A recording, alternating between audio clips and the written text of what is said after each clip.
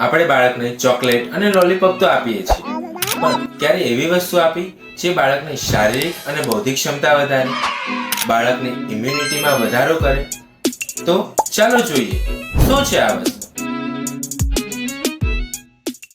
આ છે સુવર્ણપ્રાશન.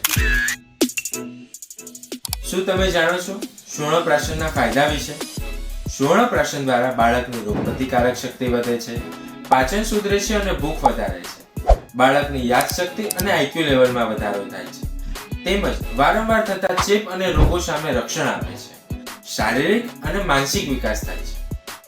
સુવર્ણપ્રાશન કોને અને ક્યારે આપવું જોઈએ? સુવર્ણપ્રાશન જન્મથી 14 વર્ષના દરેક બાળકને આપવું જોઈએ, એ પણ પુષ્ય નક્ષત્રના દિવસે. તમારા બાળકની સુરક્ષા માટે મજબૂત કિલ્લો બનાવો અને આજથી જ સુવર્ણપ્રાશન અપનાવો.